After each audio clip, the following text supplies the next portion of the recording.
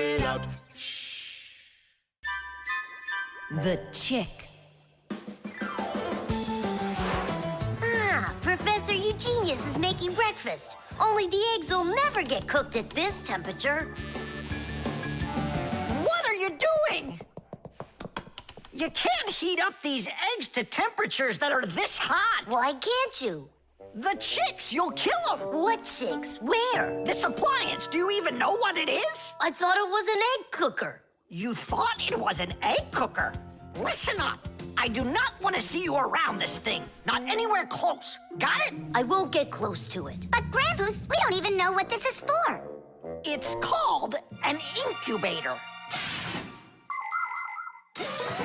To help her chicks hatch, a mother hen sits on her eggs for a long time, keeping them warm with the heat of her body. An incubator is a device for hatching chicks that is used in place of the mother hen.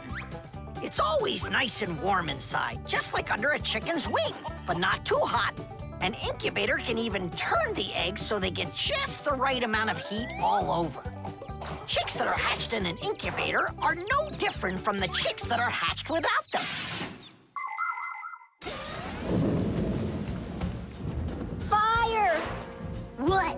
This thunderstorm is really scary. Let's be scared together. I'm not scared at all. Me neither, I was joking. Just joking with you. What do you think? Are the chicks scared in there? Holy moly! Wow, that was a big one. Even the electricity got turned off. The incubator turned off too. And the temperature is dropping.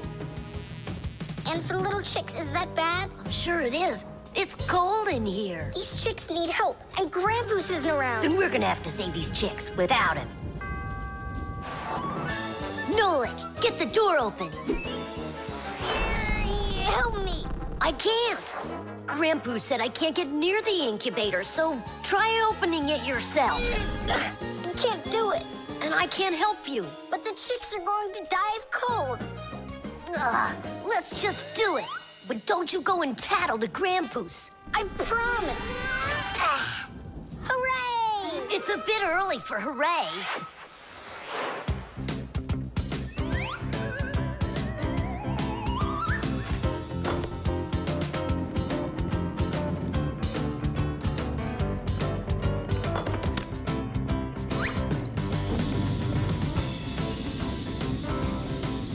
Candle? Yeah, we'll warm up the chicks with the fire. Class.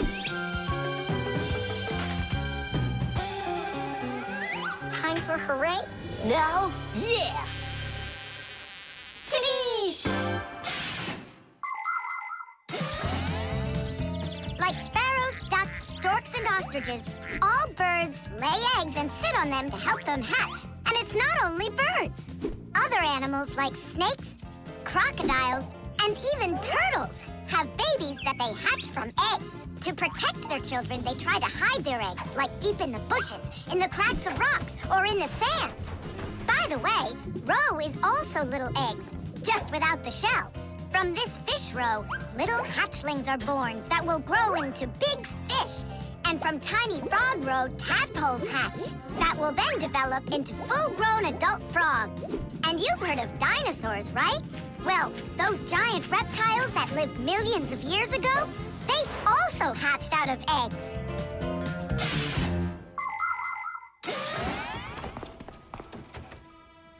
What happened to the electricity in here? It's a blackout from the thunderstorm, I guess. This is just awful. My incubator. Someone lit a candle, and the temperature is normal. So who put the candle in there? Tell us right now. Nolik, don't be a tattletale. It was me. By yourself. By myself? Of course yourself. I wasn't allowed near it. Well, yeah. He wasn't allowed near it. All by yourself. Then well done. You saved the chicks. Our hero. So, Fire, follow his example. And you, Nolik, accept our heartfelt thanks. Look inside. They're starting to hatch. All right, Fire. Come take a look. Now I'm allowing you.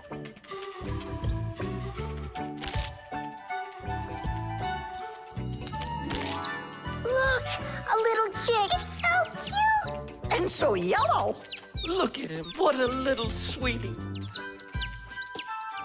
Fire. Wood. Well, I really know who saved him.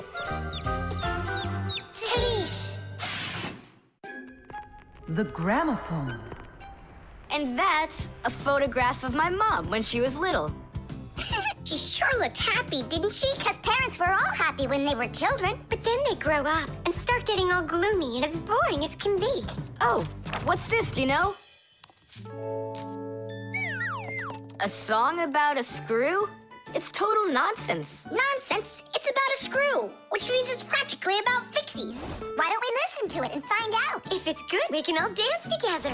How do you listen to this thing? Like this? Why don't we try to use the player?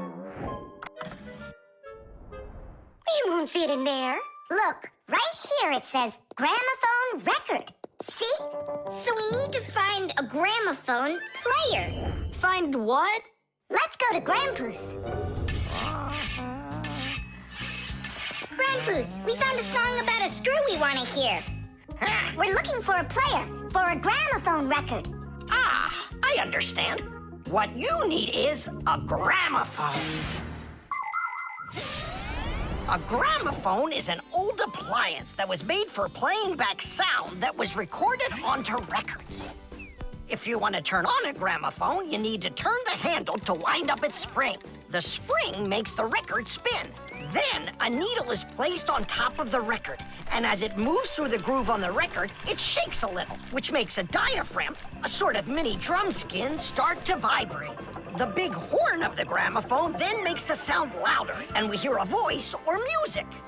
The most amazing thing is that a gramophone doesn't have an electric motor or any electronics. That's right. You don't need electricity for a gramophone to play back the sound that's recorded on a record. That's because a gramophone is an entirely mechanical wonder. If you want to know, there is a gramophone in the office of Tom Thomas's dad. It's on the desk. Great, let's go. Thanks would be nice.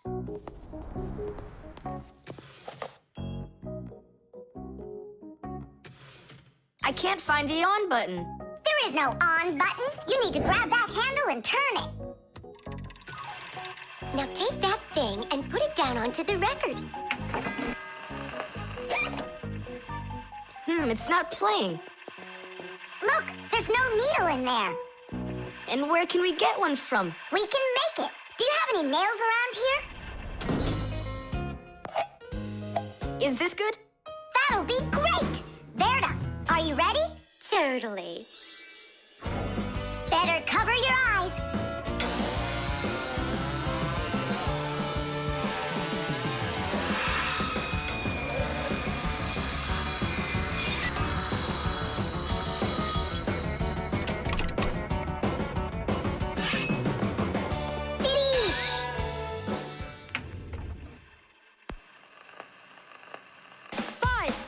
It's working, listen. A little screw went for a run, and now without this little part, everything just falls apart. If you think a screw is nothing, take it out, but just beware. Everything will break without them, with no little screws in there.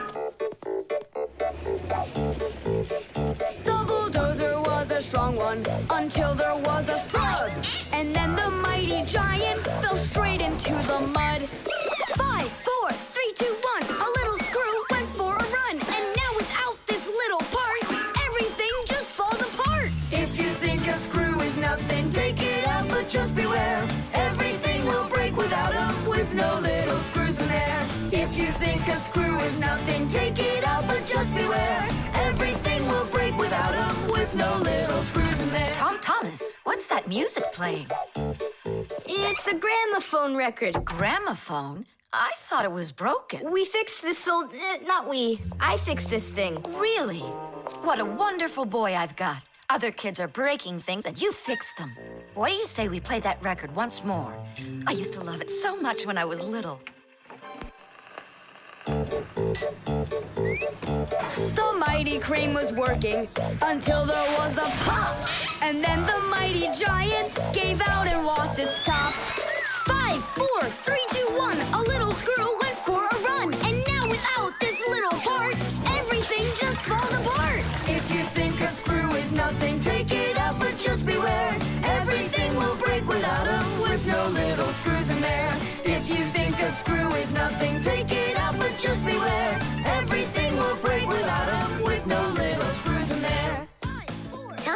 Lisa's mom really dances super. Yeah, she knows how to have a good time, even though she's a grown-up. If you think a screw is... The eco tester. Are you ready to see my new invention? I just can't wait to show you what it does. Whoa, what is it? An eco tester. And what is it for? This device lets you check vegetables or fruit, so you'll know if they're safe to eat. To grow apples, tomatoes, or melons faster and bigger, people add chemical fertilizers to the soil. But there's a problem if too much of these chemical fertilizers is used. When there's too much of them, the harmful chemicals get inside the fruits and vegetables, and that makes them very dangerous to eat. An eco-tester is a special device that quickly shows how much of these harmful chemicals have gotten inside of the food. And if the reading is too high, that means you shouldn't eat it. As you can see, the eco-tester shows that this apple is good. Well, let's see. Look, this one is safe too. Ugh, it's not interesting this way. These apples are all safe. Now let me take this delicious apple and, make it bad. We will inject this apple with a harmful amount of nitrates. How come? What do you mean, how come? So we can see how the eco-tester works.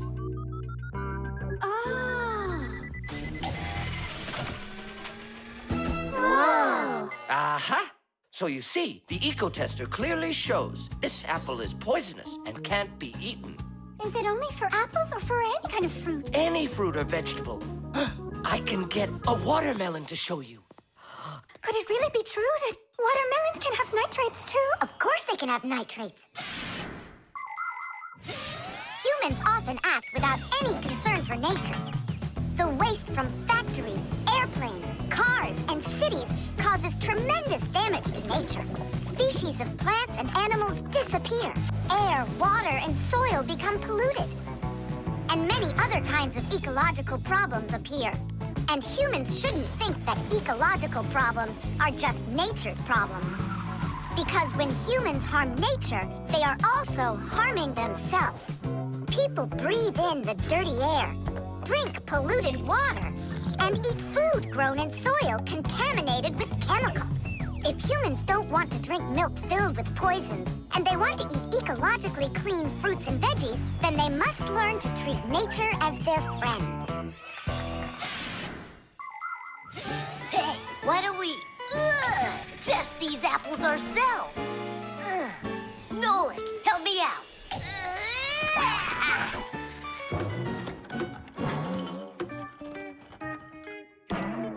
Oh, it rolled away.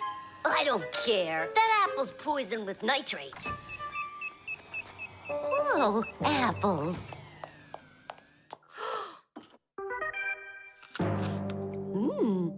Lisa, don't eat that! Lisa, stop! Please sit down. What? You bit into it? Yes, and what? Oh no, it's poisoned. What? You have trouble talking. Oh, yeah. You feel faint. Oh, I'm fainting. Elisa, hang in there. What? There's no poison in that apple she ate. Oh, my assistant. Oh no, I've poisoned her. Oh, Lisa, please. There was no poison in that apple. Oh no, he didn't hear us. What should I do? I know how to make him hear. Hello? It's an emergency. It's a case of poisoning. Not me. I poisoned someone. Yes, with an apple. Fire. Poison. Oh. Professor, this apple has no poison in it. The bad one rolled away onto the floor. Did it really? This is just fantastic news. Can you see me, Elisa? I can't see anything. How's that? I see you. I can see you. I can see again. I have great news. There's no poison at all in this apple. Are you sure? It's perfectly fine. Here, take a look. The eco-tester shows that there are no harmful chemicals inside. It's wonderful news. This is one excellent apple. And nutritious.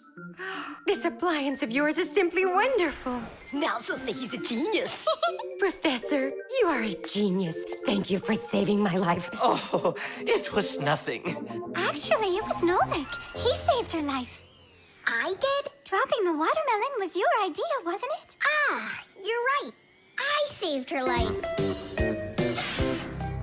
The shadow play. Oh, hi there, Tom Thomas. What are you doing here? I dropped a paper clip. Give me some light. Huh. What's so funny, huh? We're trying to help you out. You've got funny shadows, that's what. Hey, check this out. It's an eagle. And Simka is a goose. She looks more like a moose. I do, huh? All right, and take that. You're like real actors performing in a show. Uh-huh. Actors playing a theater, you know. And we're just under a bed. And so what? How about we make our very own theater?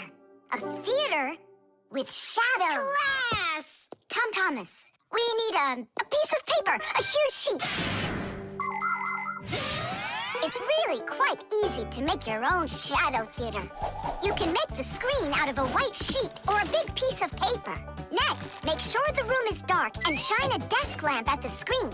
Now, to make the shadows, just put yourself or a cardboard cutout between the lamp and the screen.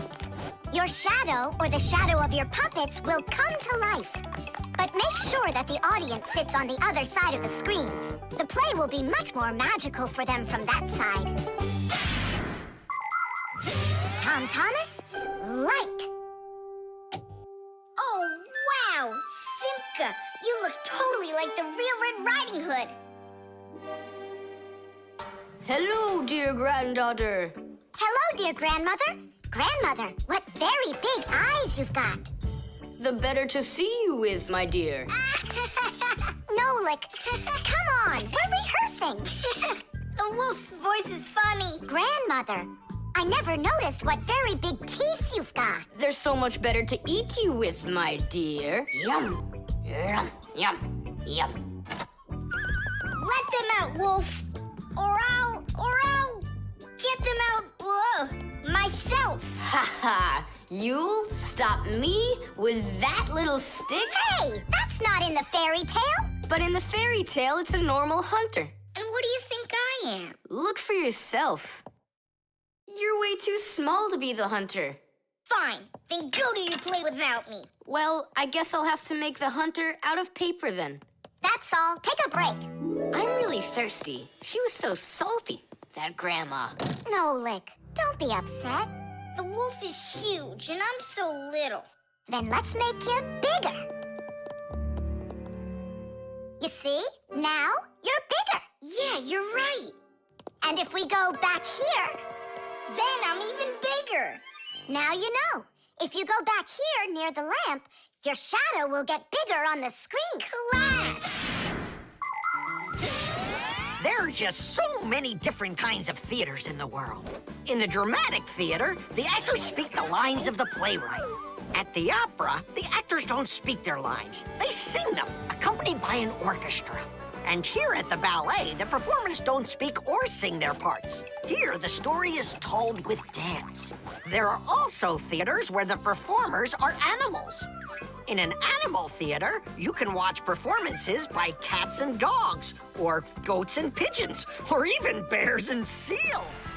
There are also theaters where the stories are told by puppets. To tell the truth, the puppets are brought to life with the help of people. Yes, there are so many different kinds of theater. My favorite is the shadow theater. I think it's the most beautiful and mysterious theater of them all. Hello, dear grandmother. Grandmother, what very big eyes you've got. The better to see you with, my dear. And grandmother, what great big sharp teeth you've got. Oh, the better to eat you up with, my dear. Ooh, just wait. Aha, wolf, I've got you. The hunter looks so strong. You're a hunter? Then where's your gun? Why do I need a gun? You're so tiny I could use a fly swatter. But I'd rather do it like this. Like what? With my bare hands. Way to go! Hooray!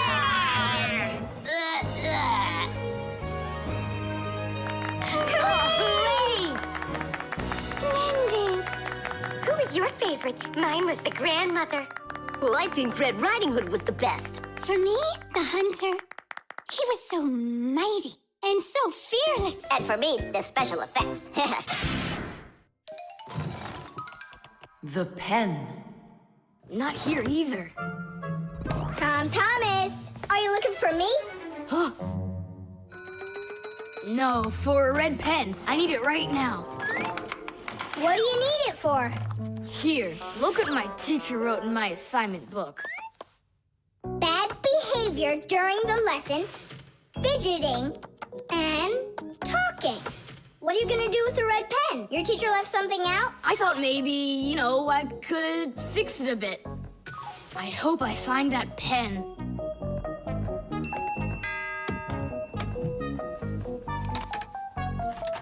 Oh, whoop. Oh, whoop. Oh. Oh, wow. Good catch. So, what do you want to fix on it? I'll just add a couple of no's, and then it will say that I had no bad behavior during the lesson, no fidgeting, and no talking. See, no problem. Cool. And then add this at the end. Tom Thomas is a perfect student. Nah, then they would guess I did it. What, is it clogged up? A little scribble will do it. That's not a pen. It's more like a penknife.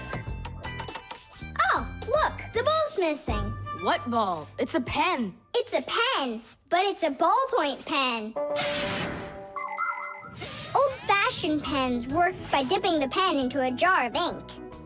But with a ballpoint pen, the ink is stored inside of a tube that has a metal tip on the end with a small steel ball. Well, small for humans, that is, but of course, for Fixies, it's quite large. When you drag the pen across the paper, the ball spins around and gets ink on it from inside the tube. Then it turns over and the ink rolls out onto the paper. So without the ball, a ballpoint pen won't write at all. So what am I going to do? That's my only red pen.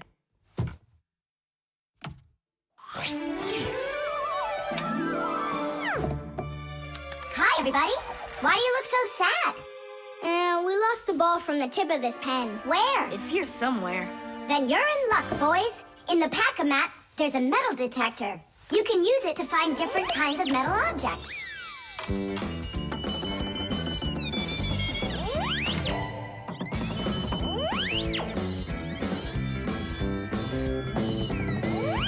Nah, that's not it. I can see that myself. It's not on the table, Nolik. Until not that long ago, humans used pens that had to be dipped over and over again into an inkwell. This was quite inconvenient, and so to make writing easier, the fountain pen was invented. A fountain pen could be filled up with ink, so it could write for a much longer time. But fountain pens would often leak, leaving blots of ink on the paper. This problem was solved with the invention of the ballpoint pen.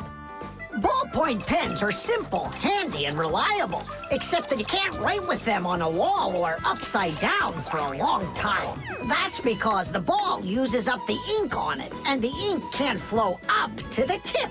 But even this problem has been solved. There are now special ballpoint pens that can be used by astronauts floating in space.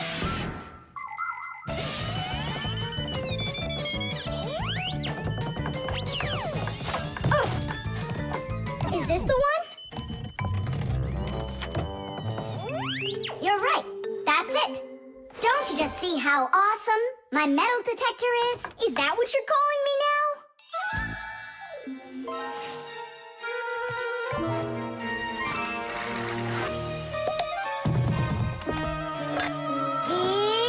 Yeah! Tom Thomas, help us.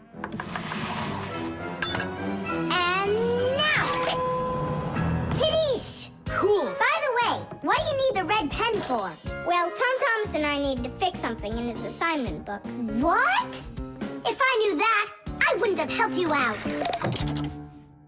So no fidgeting and no talking. And your teacher, she writes in your assignment book when you behave well? Uh-huh. Whenever we behave well, she writes a note in our books right away. Ah, Did you see, Simka? How Tom Thomas managed to outsmart everybody? Since I see nothing else here from your teacher, does that mean you behaved badly the other days? Uh-huh. What? Well, Did you see, Nolik? How Tom Thomas just managed to outsmart himself?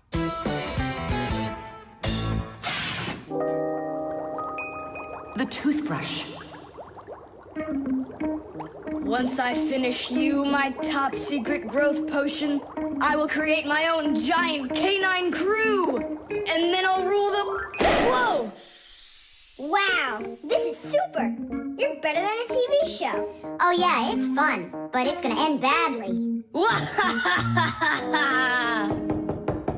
Tom Thomas, get ready for bed.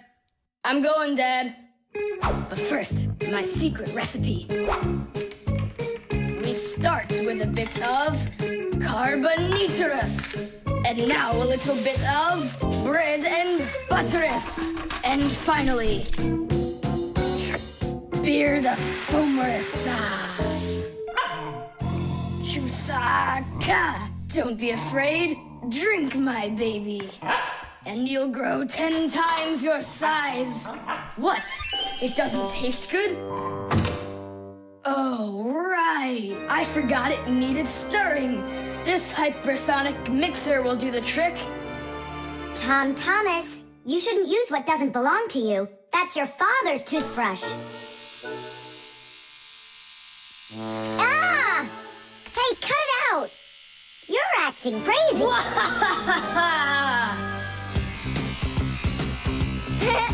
Bubbles! Hey, boom, boom, boom!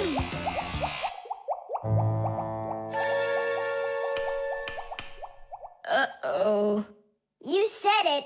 Uh-oh. You, Tom Thomas, are a big boy, but your brain is smaller than Nolik's. Why, thank you.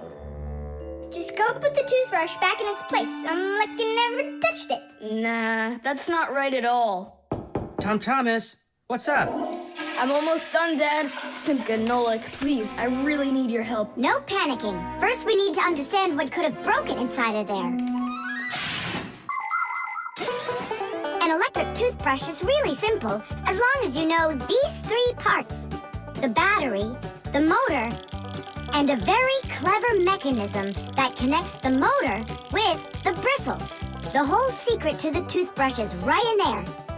That mechanism uses the spinning of the motor to make the bristles move very fast back and forth, from left to right, from right to left. And that's how it brushes your teeth. So what can we do about it? Here's what we do. First, we take out the motor, then we take the gears out, and then the mechanism. How much time do we need to do that? 1 or 2 hours. What? No! Just listen here, Tom Thomas. You need to open up the battery compartment. Wait for me right here.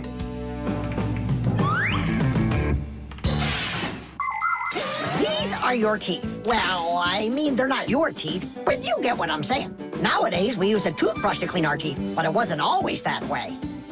The ancient Egyptians used a chewed stick to scrape their teeth, while the ancient Greeks rubbed their teeth with a rag. And the Vikings, well, who knows what they used? And then, only 200 years ago, an Englishman named William Addis came up with something better.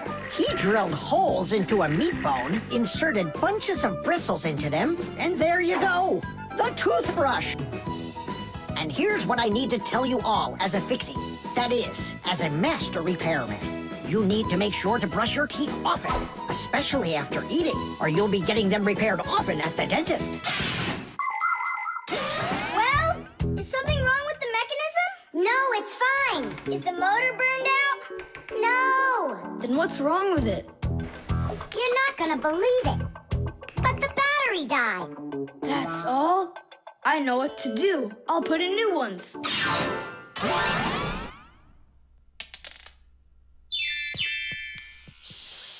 Your dad turned the toothbrush on.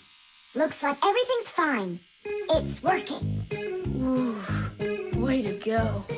Excellent. Your dad will never find out what kind of slop you mixed up with his brush. What slop? How dare you, Nolik? How dare you refer to my mighty potion like this? Tom Thomas, somehow soap got all over my toothbrush. Can you explain that? Ay, ay, ay. Well, you got caught. What do you say now?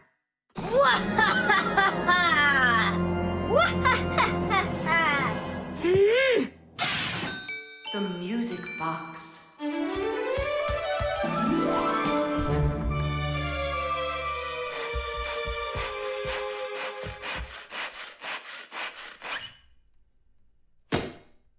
And when the Pied Piper began to play his magical flute, the rats came out of their holes and followed him. And they never would be seen in Hamlin ever again.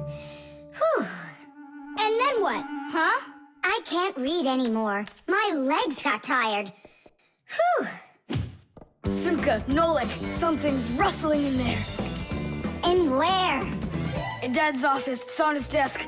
It's inside the wooden container. So maybe there's a mouse inside it. Tom Thomas, sit right here while Nolik and I go and check. And if there's a mouse in there for real, then how are we gonna get it out? Those rodents are really so big. And why was I reading that book to you, huh? Just grab a flute, give it a toot, and the mice will scoot. And where are the flutes gonna come from? We'll make them. Toot, toot, toot, toot, toot. You got it? Sure I did. Wait a second. Let's get a little closer.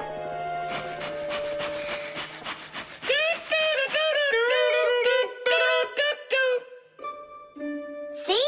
It's just like I told you. No more mice in there. So let's toot a little more so they won't go back in. All right. So you're the ones messing around out here. Oh, Grandpoos, it's you here.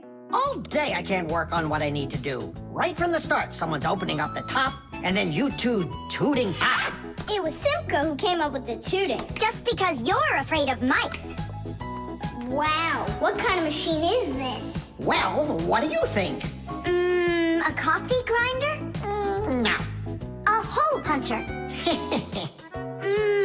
Is it a foot scratcher? What? Well, a machine for scratching your feet. You're joking all the time, you. It's a music box, and it's just wonderful. Music boxes were invented more than 200 years ago. Inside, there is usually a cylinder with short pins sticking up from it. In front of the cylinder, there is a comb with metal teeth of different lengths. If you pluck one of the teeth, it will make a pleasant sound. A short tooth makes a higher sound, and a long one, lower. When the cylinder spins around, the pins pluck the different teeth, and music plays. Awesome! So what's broken in here? The spring slipped off. It has to be pushed back into the right place. Will you help?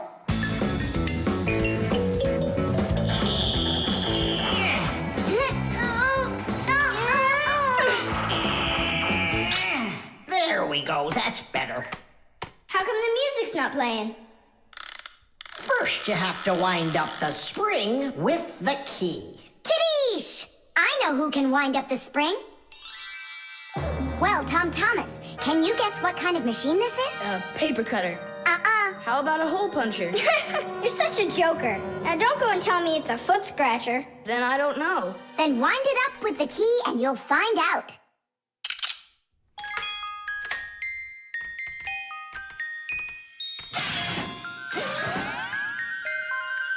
Do you want to know how the higher and lower sounds come out? Put a regular ruler over the edge of a table. Hold down one end of the ruler and pluck on the other. The shorter you make the end hanging off the table, the higher the sound will be. The teeth inside of a music box work the same way. And bells work the same way too. The smaller the bell, the higher it rings. The sound of a violin or a guitar depends on how thick the strings are. Fat strings make a lower sound, and thin strings a higher one. How tight the string is also makes a difference. Take a piece of string or a rubber band. Tie one end to a doorknob and pull on the other end. With your free hand, pluck the string. The tighter the string gets stretched out, the higher the sound. If you want, you can even play a tune. I think I got it now. It's an old player for music. That's close, but not it. A music box is what they call it. I just said that. So, what was it in there, Just a broken spring. It's not the thing I'm dying to know. Who was moving around there? All I'll say is we, Tom Thomas, won't let that secret out. Shh. The solar battery. Let's see. 3 times 648. He won't get it himself. Nope. Well, I bet he will. Tom Thomas is so smart. Yeah, smart, but lazy. I'll bet you a flick in the head. Then get ready. Huh? Shh. We promise. We can't bother him during homework time. I really wish I didn't have to write this out. Why write everything on paper when you got a calculator? I knew he'd say that. Without a calculator, he can't get it. It seems like the batteries are dead. Did you see that? The calculator won't turn on, so he's gonna have to solve it by himself. What's the problem? Come on. Where are the batteries here? Simka and Nolik, just come out already. I can hear that you're here. Hi, Tom Thomas. Well, you can't figure out where the batteries need to go? I don't get what's so funny. Because there are no batteries inside of this thing. What do you mean, no? Then where does the calculator, get a... Where does it get electricity? Uh-huh. There's a solar battery in there. The sun turns it on? A long time ago, it was discovered by scientists that some materials produce electricity when light hits them. Sheets that are made out of these materials are called photoelectric cells. By connecting a few of these photoelectric cells together, you can build a solar battery. A solar battery in a calculator sits behind a small clear window. And when light hits the solar battery, it produces the electricity that powers the calculator. I don't see a little window anywhere on here. That's because you covered up the window with a sticker for some reason. The reason is that it looks great. Good job. It looks really great, but it can't work now. Well, farewell, sticker. I can't get it off. Then just leave it alone. Go ahead and solve the problems without the calculator. Then I'll be the one flicking you. Flicking who? Did you forget? We're the Fixies, and we have to fix everything. Ah, Simka, that's a sneaky plan. It's not sneaky at all. You better find something to tear off the sticker with. Okay, how about them?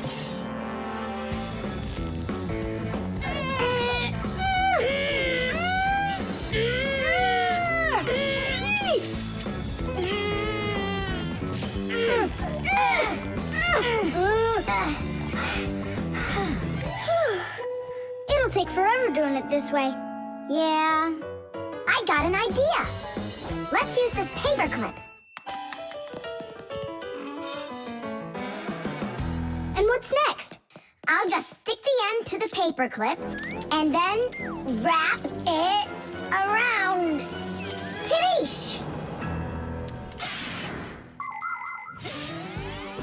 With the help of solar batteries, we can produce electricity without burning any oil or coal. Unfortunately, these batteries aren't very powerful. A calculator can get enough energy from a small little battery. But in order to power a whole city with solar energy, you need to have power plants with huge fields full of solar batteries. And of course, it's best to build these plants where the sun shines bright and long, like out in the desert.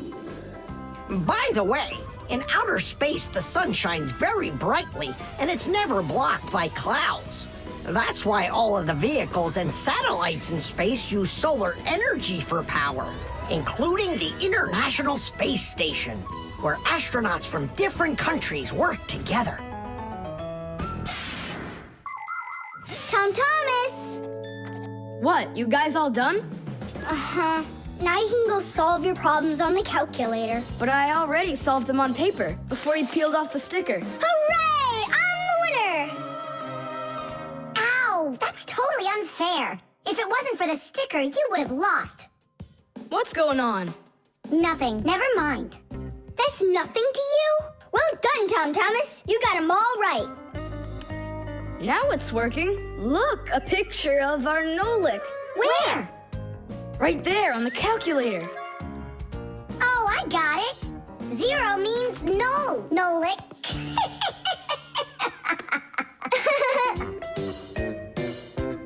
Good one.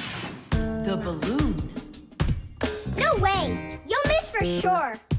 No problem.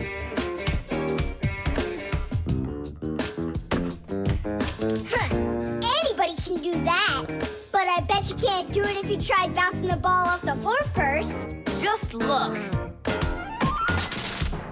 Oh, what are my parents gonna do to me? Maybe we should call Simka. Simka! And what's Simka gonna do to us when she sees this? So, got yourself in trouble, huh? You shouldn't be playing with a ball inside. And now we have your lamp to fix. But how? Only my dad can reach all the way up there. Why just your dad? You have a hot air balloon over there. That doesn't fly. It's just a toy, see?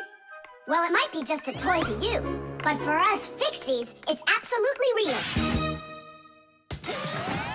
If an object is lighter than water, it floats up to the surface. And in the same way, if something is lighter than air, it floats upward. Did you know that hot air is lighter than cold air? Well, it is. And that means if you warm up the air in a balloon, it will float up. Hot air balloons use special gas burners to heat up the air inside of them so they will get lighter. And the bigger the balloon, the more people it can take up into the air. I know what you're saying, but where do we get a burner? You think Fixies don't have their own burners? Huh! Sure we've got them. Bring it down here, and I'll go talk to our parents. No, no, and no. The human child must never see us. Listen now, Simka. We already don't approve of him seeing you and Nolik. He won't look. Papas, please. You're the one who told us how you dreamed of flying since you trained to go into space. Yeah.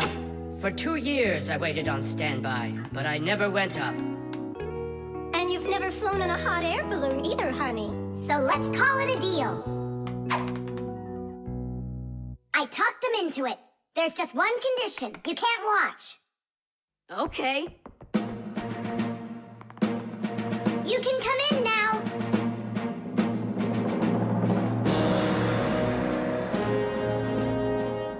Now prepare the burner. Coming right up.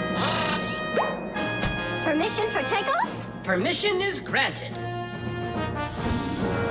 And off we go! Hooray! It's flying! Don't you peek. Turn around. Oh, it was an accident.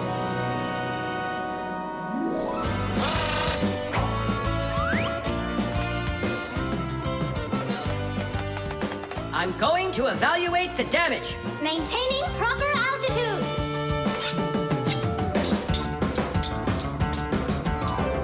So, they've reached the spot. Air balloons are really awesome. I wonder, who figured out how to do that? It was the Montgolfiers.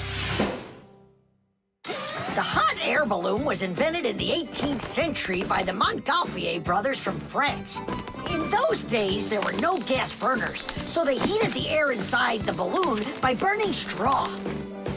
At first, there were no passengers on their balloon. Not counting the Fixies, of course. I mean, how else could a balloon get up in the air without them?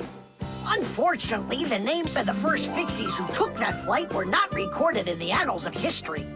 Following the Fixies' flight, the next passengers were animals. A ram, a rooster, and a duck. And it was not until those three safely landed after flying a full 4 kilometers that humans dared to fly in hot air balloons themselves. Ever since their invention, hot air balloons have also gone by another name, Montgolfiers.